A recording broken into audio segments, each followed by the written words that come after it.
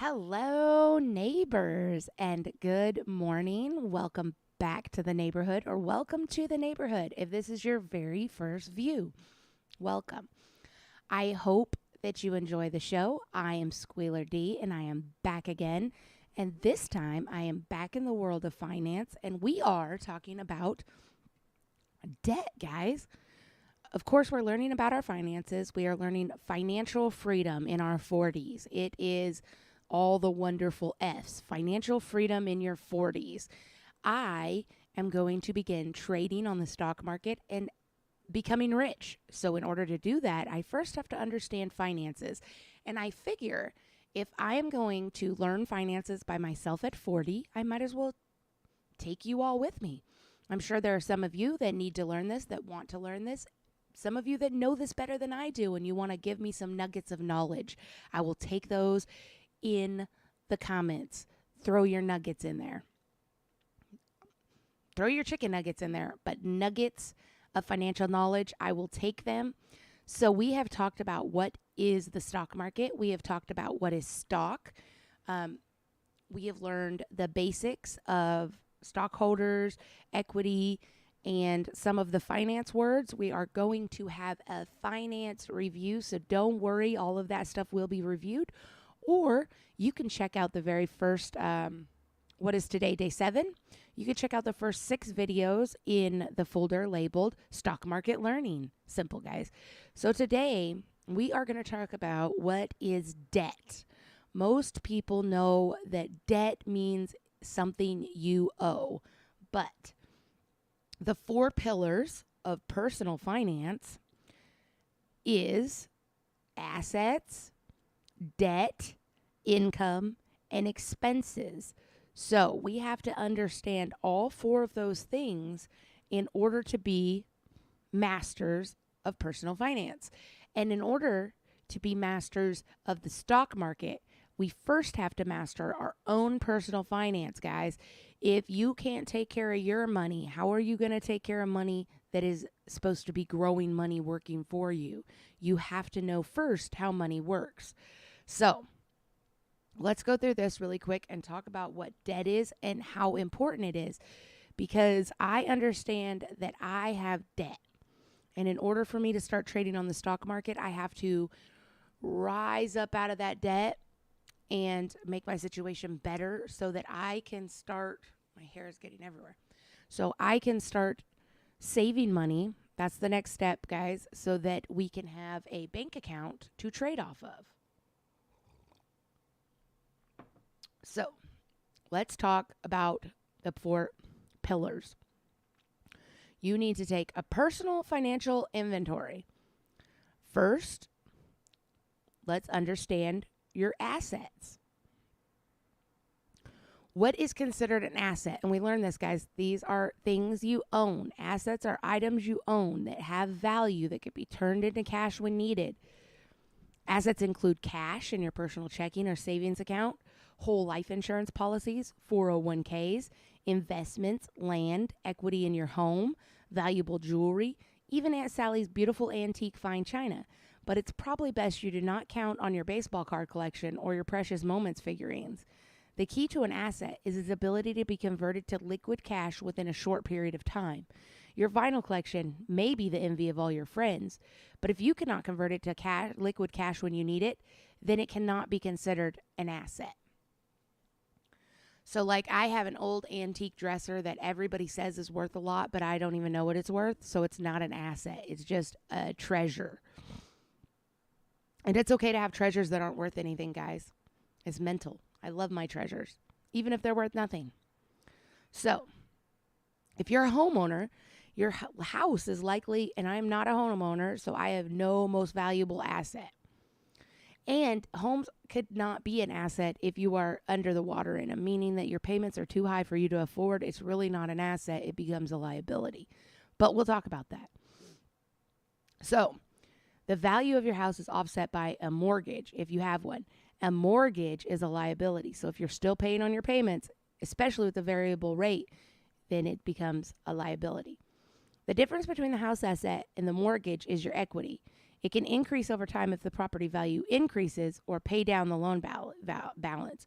Your home equity is your asset. For example, if you owe $120,000 on a home loan and your home is valued at $200,000, then you have $80,000 worth of equity or an $80,000 asset. And unfortunately, guys, in the money market or in the homeowner market right now, a lot of people were seeing a lot of equity in their homes. I'm talking some homes were doubling their equity, like they were worth $120,000, and then the home value went up so much that they had $120,000 in equity.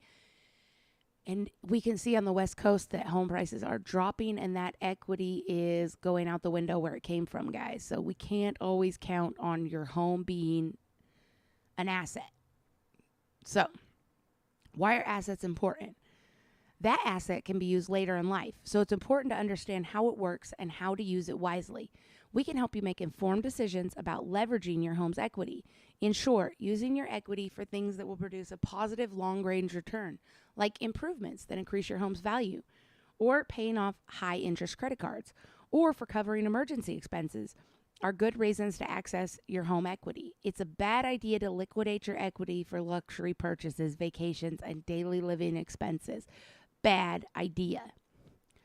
So, is my car an asset? Quite possibly. Cars are tricky in that they are depreciating assets. They begin losing value significantly the moment you drive them off the lot, and they continue to do so over the course of their lifespan. Further, if you financed your vehicle, it is possible you have negative equity in your car. The balance on your car loan may exceed the value of your car, making you underwater on the loan. The first car loan I ever took was out on a Saturn Ion, guys. I drove it off the lot in 2003. It was a brand new car. By the time I got it home, I can't even remember now. I was 19 years old. I'm 40 now. So, or maybe I was 18. Either way, the car cost probably, I want to say it was like $15,000 a Saturn. And by the time I drove it off the lot, it was probably worth 10. And by the time the car was a year old, it was probably, I could sell it for like to a lot, probably $7,000. It had already lost half of its value in a year. Crappy. Badappy. But it is what it is, guys, and we have to know about these things. So learning about them is the way we begin to know about them. Knowing about them, we share the information, and people can stop making these silly mistakes. I was 19, I had nobody to help me. I was all alone in a big city, and I needed a car, and I made a bad asset choice. I paid on that car for so long. The balance on your car loan may exceed the value of the car, making you underwater on the loan. If this is the case, then your car is not considered an asset, but a liability. If you're in that situation with your vehicle, you can call one of our branches and speak with a specialist about the possibility of refinancing your car loan. Don't refinance right now. Probably not, guys. Okay, this is from Spiro Financial, guys. We're just going over the basics so that we can get into what is debt by ourselves. We do not need a financial place to teach us things. We're just getting the basic words. You have to be careful where you learn from because people try to sell you things at every single step. So we don't want to be sold anything. We just want to learn. So, what is a liability? Many of us never learn the basics of effective debt management, and only when we find ourselves in debt-related trouble do we get serious about figuring it out. Liabilities or debts are obligations or items that are owed to others. Debts are the accounting opposite of assets and include all accounts payable. Things like your mortgage, student loan, car loan, credit card balance, taxes owed, bills due, and any money you owe others for services are all considered liabilities. In addition, accrued interest and principal on mortgages and other loans are liabilities as well. Remember, interest rates are an indicator of the cost of carrying debt and tend to be negatively correlated with one's credit score. The lower the credit score, the higher the interest rate. If you've never accounted for all your debts in one place where you can see them all simultaneously, you need to take this important step in helping yourself gain a realistic picture of your financial health. For many people, seeing all debts in one place is eye-opening. We can provide you with one simple personal financial statement tools and help you identify your debts. Being accurate and honest with this process will help you make wise and informed decisions to help improve your finances and increase your net worth. Okay. So, we have to write them all down, guys, and that's always a good idea. I actually filed bankruptcy when I was 19 also, after that car, Bad idea, guys. Get a car, get upside down on it, file bankruptcy. It did allow me to see all of my debts in one place, though. So that was helpful. Write them all down, guys. Write them all down. You can go online and you can get a free credit report. It will show you all of your debts. Yes. So do that. Go on Credit Karma or Credit Sesame and sign up and get a free account and watch your credit. Watch your credit. Learn about credit.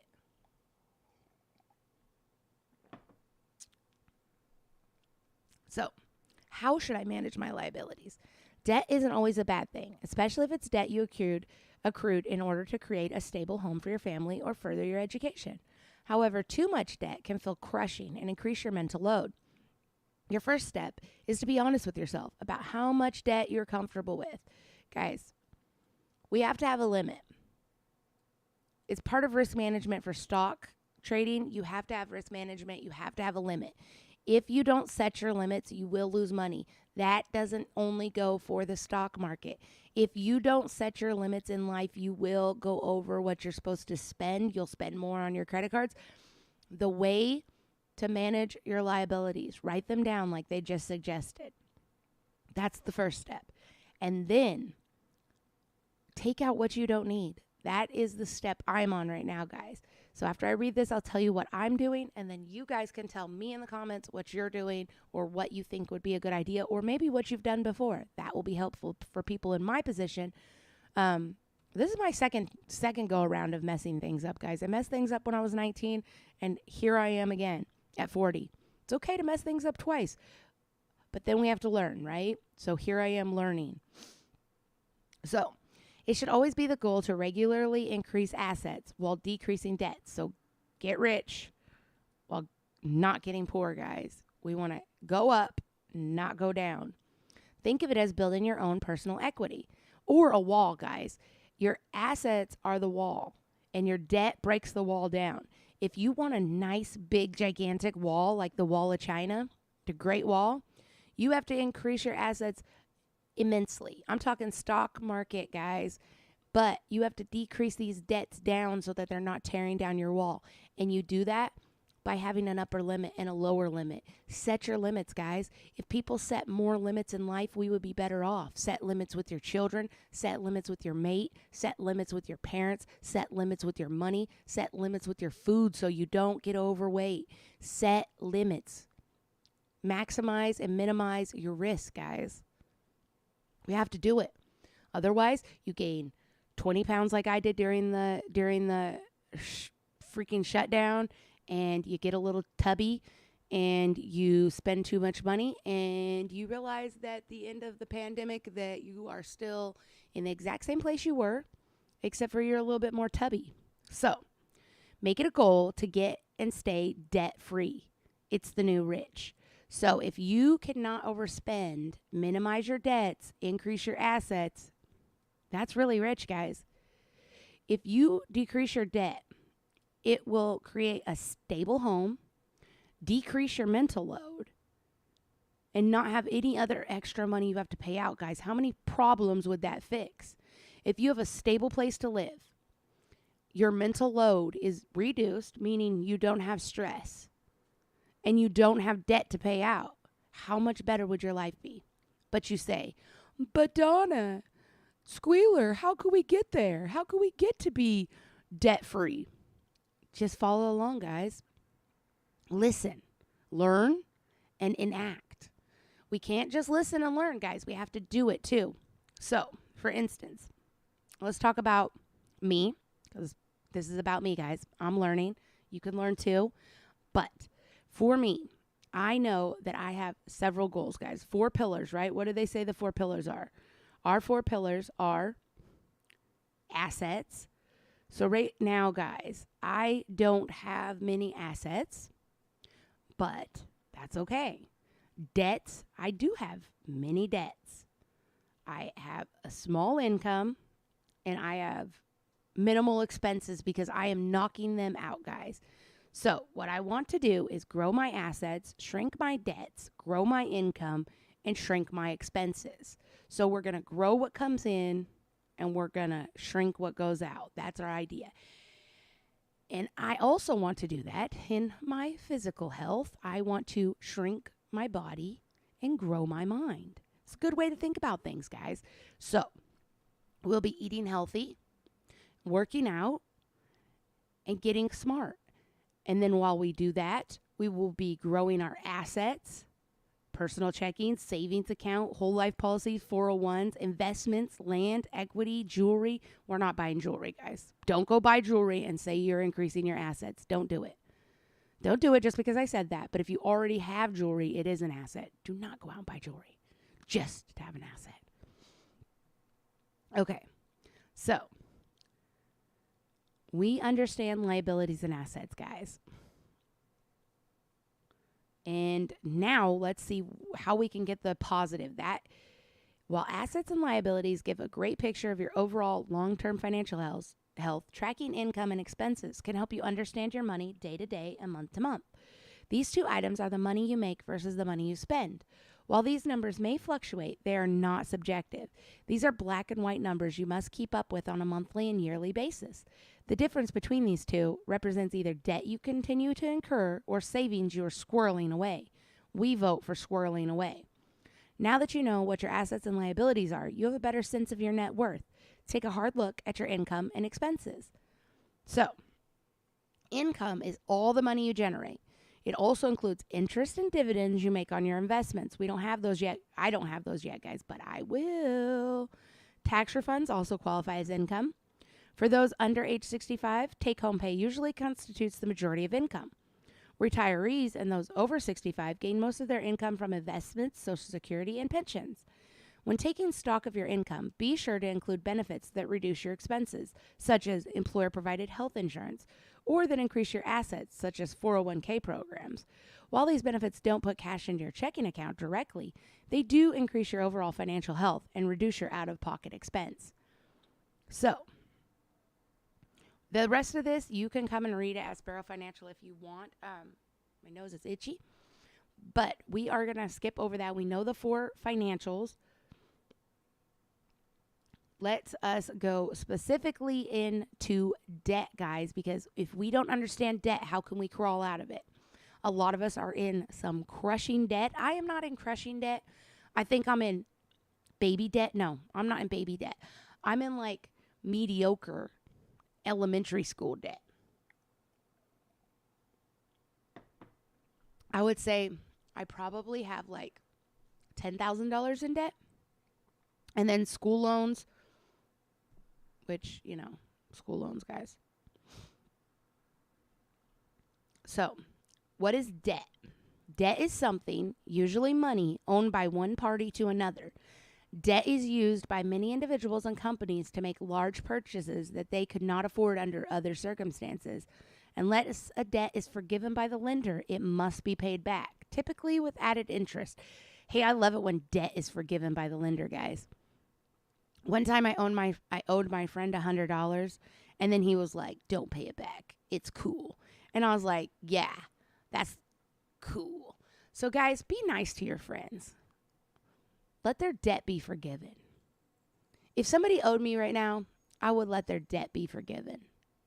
That's a nice friend thing to do. But don't do it if you need the money, I guess. Anyway, debt is something one party owes to another, typically money. Companies and individuals often take on debt to make large purchases they could not afford without it.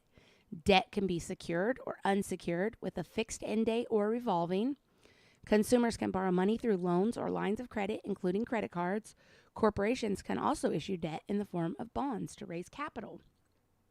So, the most common forms of debt are loans, including mortgages, auto loans, and personal loans, as well as credit cards. Under the terms of most loans, the borrower receives a set amount of money, which they must repay in full by a certain date, which may be months or years in the future. The terms of the loan will also stipulate the amount of interest that the borrower is required to pay, expressed as a percentage of the loan amount. Interest compensates the lenders for taking on the risk of the loan. Credit cards and lines of credit operate a little differently. They provide what's known as revolving or open-end credit with no fixed end date. So the first one, guys, is like you take a loan out with interest and you have to pay it back by Friday. So you borrowed $100. This is like at the check cashing place. You borrow $100 And on Friday, when you get your check, you're going to pay it back, but you're going to pay back $110. So you pay 10% interest. That's how that works.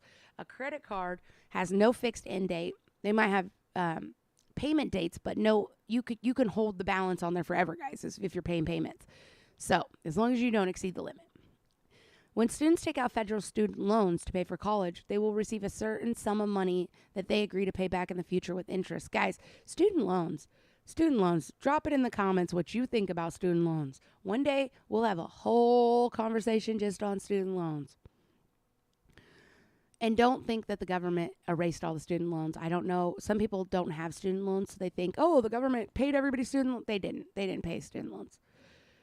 Students now have the option of several different repayment plans. If they choose what's known as the standard repayment plan, they will be required to make fixed monthly payments for 10 years, at which point their debt will be completely paid off.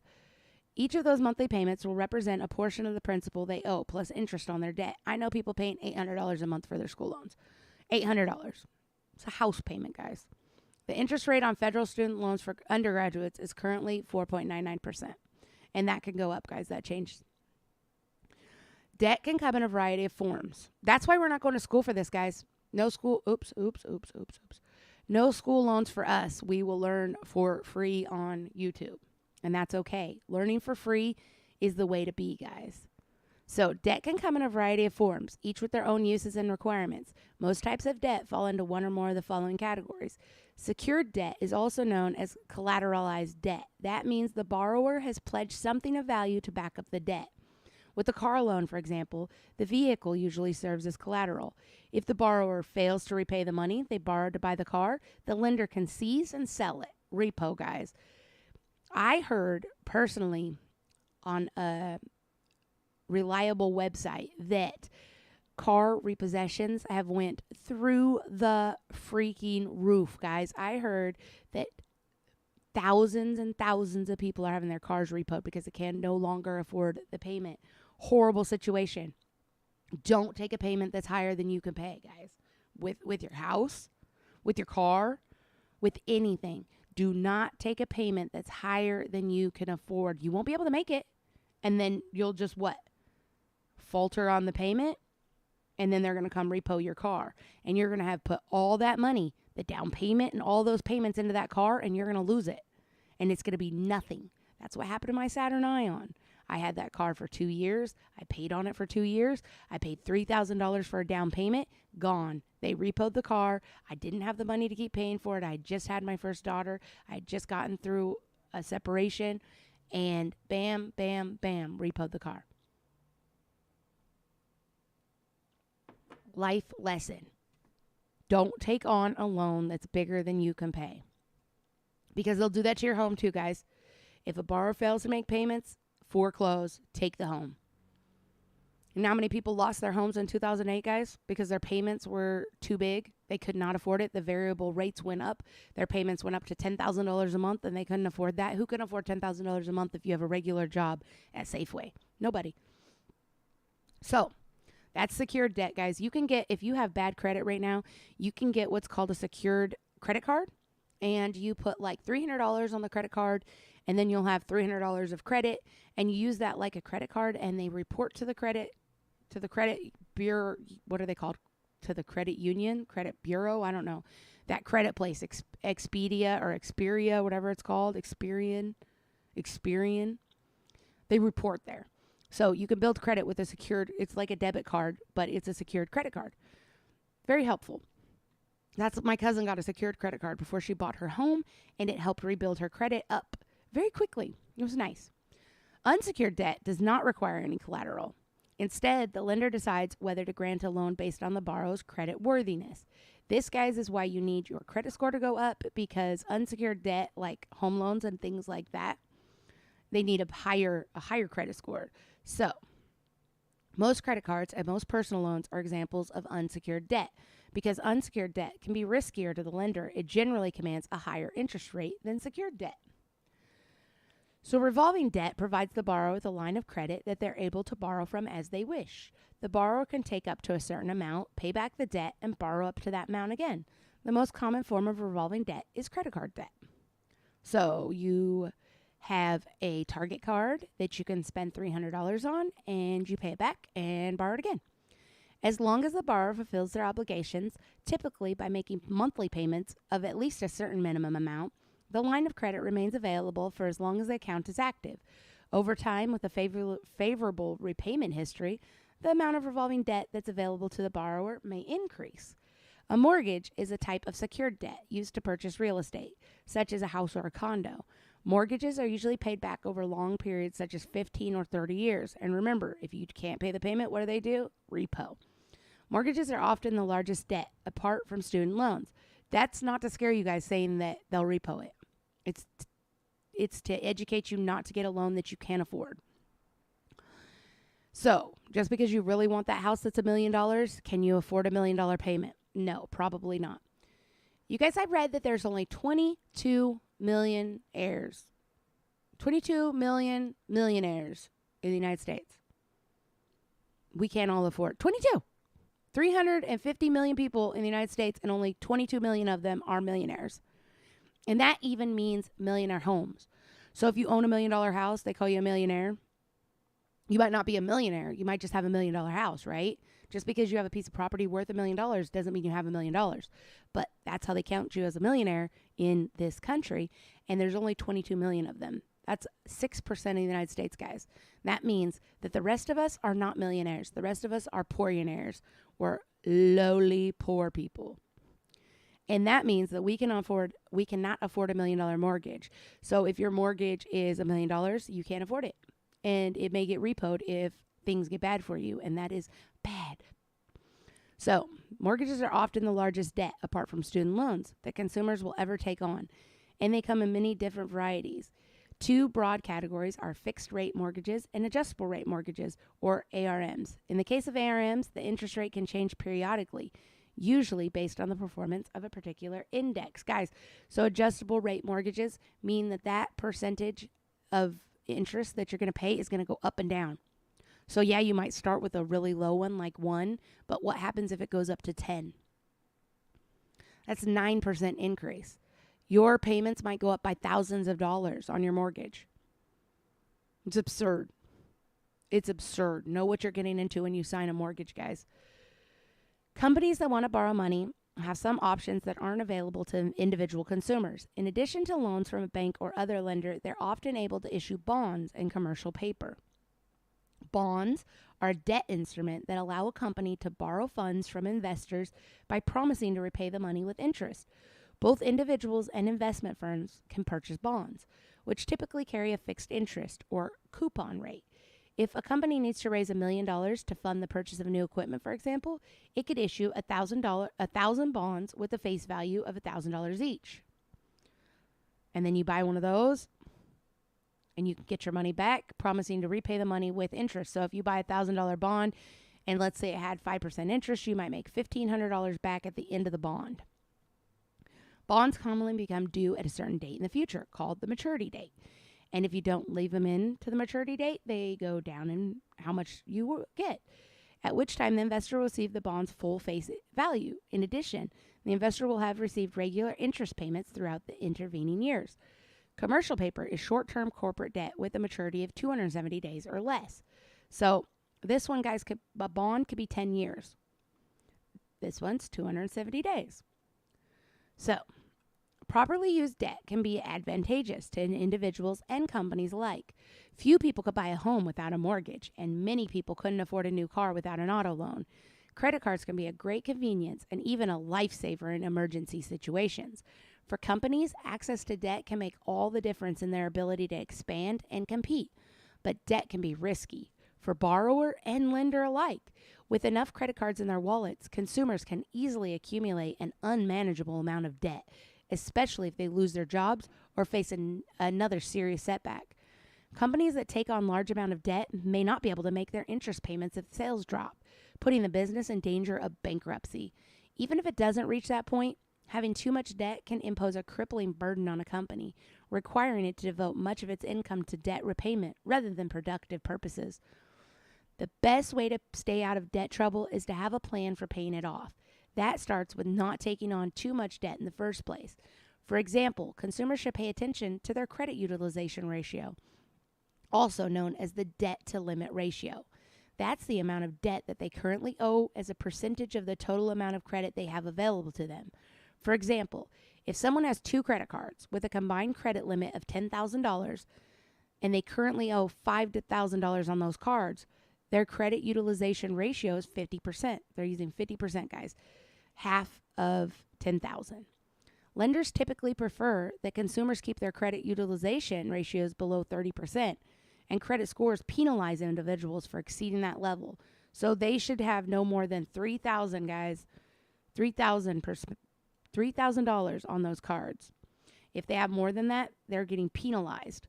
The fastest way to pay off debt is to devote a greater portion of your income to monthly debts or to the payments. Ideally, paying off credit card debts in full each month before any interest charge kicks in. If you need to prioritize, experts generally recommend paying off your highest interest debts first and working your way down from there. So let's say you have 5 credit cards, guys, because you guys went all out, you went wild and got 5 credit cards. Find your highest debt or highest interest credit card. Maybe it's got 29%. And you, even if that's the smallest credit card, that one only has $300 on it. Pay that $300 off first because you're paying so much in extra from the interest rate. You can also consolidate several debts into one, which may make sense if the new loan carries a lower interest rate. So maybe your bank or your where you do your banking at, credit union, whatever, maybe they have a loan that you could take out that would cover your credit cards. Like you have $5,000 in credit cards, they can give you, and your credit card interest is 27%, 29%, and 14%. Maybe they can get you in a $5,000 loan with maybe a 7% interest rate. And that will knock out all the interest, the 29 and the 27 interest rates, giving you a lower interest rate. And that will reduce the amount you pay at the total end. Because if you pay a 29% interest rate, guys, you're going to pay 29% extra on that each. They're going to add that in each month, guys. So higher interest rates, you don't want to do that. So we know that debt is anything owed by one party to another. And credit cards, car loans, mortgages, we know that.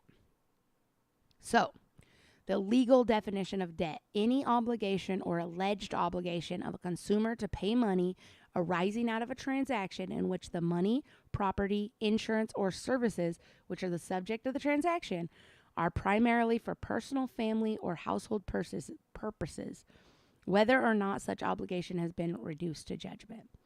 So what's the difference between debt and a loan? Debt and loan are often used synonymously, but there are slight differences. Debt is anything owed by one person to another. Debt can involve real property, money, services, or other consideration. In corporate finance, debt is more narrowly defined as money raised through the issuance of bonds. A loan is a form of debt, but more specifically, an agreement in which one party lends money to another. The lender sets repayment terms, including how much to be repaid and when, as well as the interest rate on the debt. So debt is the amount of money you owe, while credit is the amount of money you have available to you to borrow. For example, unless you have maxed out your credit cards, your debt is less than your credit. The bottom line: debt is an important, if not essential, tool in today's economy. Businesses take on debt in order to fund needed projects, while consumers may use it to buy a home or finance a college education, which is a needed project, right, guys? At the same time, debt can be risky, especially for companies or individuals that accumulate too much of it. Hire a pro. Do it, guys. If you don't know how to do this yourself, you don't want to learn, hire a pro. Get them to help you. Always look at the article sources. They have some interesting, like what is credit utilization ratio, guys. We can learn about all of this just down on the bottom. Always look at the sources. It's great. So that is the bottom line of debt. Now, I got everybody saying, but Squealer, what do you do if you're in debt and you just don't know how to make those payments? Well, guess what, guys? If you can't, let's say it's out of your reach. The next thing we talk about is bankruptcy. So there's another option. Maybe you're in debt and it's gone so beyond anything you can control that you need a clean slate. and that is okay. There are several types of bankruptcy, Chapter 13, Chapter 7, and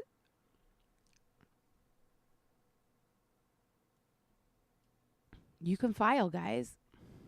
I know a lot of people feel like bankruptcy is like taboo, but the next time we are going to talk about bankruptcy because I think it is important. I filed bankruptcy, guys. I got a lot of information. I got a lawyer. I filed bankruptcy. And right now, I'm not going to lie to you. I said I have what, $10,000 in debt. I'm thinking about filing it again. If it makes more sense for me to file bankruptcy, I will do that. It's okay. Yes, it will be on your credit history for 10 years or 7 years, but it looks better than a bunch of things in collection, guys. So if you cannot afford payments, maybe your next idea is bankruptcy, and we will talk about that tomorrow. Come back and we will learn everything there is to learn about bankruptcy and different types of plans to get yourself out of what we learned today, debt. Because most of us have some type of debt, guys. Whether we like it or not, we have some type of debt. And it is one of the 4 pillars of understanding financial freedom. So we need to understand debt, guys. Credit cards, car loans, and mortgages. We all have them, and we all need to understand them. So come back tomorrow, same time, same place, and we will be here learning about bankruptcy and other ways to get out of debt. So until then, I will see you guys next time. Thanks for stopping by. I hope you learned something. And if not, maybe you'll learn something next time. Anyways, guys, I hope you have a wonderful rest of your day, and I will see you next time. Be there or be square, neighbors.